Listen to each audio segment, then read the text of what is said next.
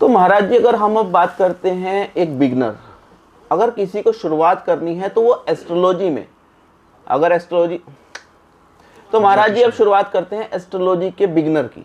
अगर कोई बिगनर है, कोई एकदम स्टार्ट करना चाहता है, तो वो एस्ट्रोलॉजी कैसे समझे साधारण शब्दों में? दो चीज़ों पे आप समझ सकते हैं, सीधा सीधा बता देता हूँ आपको। पहला तो देखिए, बिना गुरु के ज्ञान नहीं है, ये तो आपको मानना पड़ेगा। तो पहले गुरु की आवश्यकता तो आपको पड़ेगी।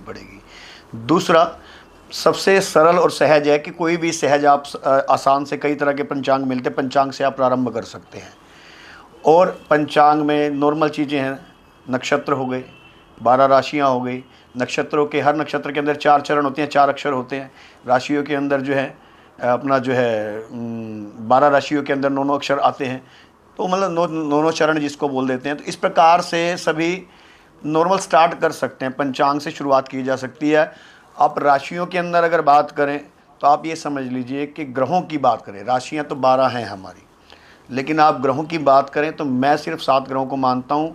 राहु और केतु को छाया ग्रह माना जाता है, तो उसका पूर्ण रूप से अस्तित्व सिर्फ मन और विकारों पर होता है। उसके हिसाब से ही वो अपना इफेक्ट देते हैं।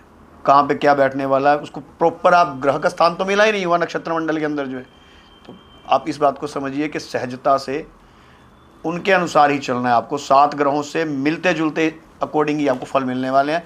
पंचांग से ही आप नॉर्मल जो है इस चीज़ को सीखना शुरू कर सकते हैं। शुरुआत करिए और फिर गुरु की तो आपको जरूरत पड़ेगी। हाँ जी, अभी आपने बताया कि 7 ग्रह हैं जी, और राहु और केतु को हम ग्रह नहीं मानते, छाया ग्रह मानते हैं।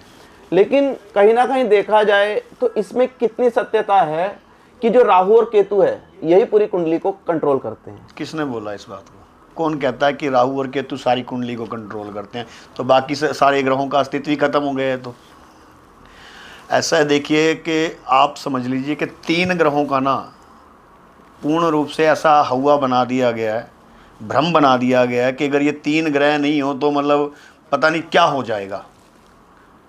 राहु, केतु और शनिदेव, इन तीनों का महाराज ऐसा वो बना दिया है कि भाई शनि बैठ गया, पता नहीं क्या कर देगा। एक बात बताओ, रतन टाटा जी थे, लोहे का काम है, टाटा का गाड़ियों का ही काम है। उनकी राशि कभी नहीं बदली क्या? उनकी कुंडली में कभी शनि चेंज नहीं हुए क्या?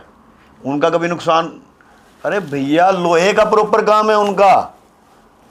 और मैंने जहाँ तक पढ़ा है उनके बारे में, वो कहते एलिफेंट टावर के अंदर भी लोहा जो लगा था वो टाटा से लिया गया था। तो आप समझाइए मुझे, उनका शनि कुछ नहीं बिगाड़ रहा, बाकियों का बिगाड़ रहा है। और शनि, आप एक बात समझिए कि शनि न्याय के देवता है। शनि का काम है 700 की गणना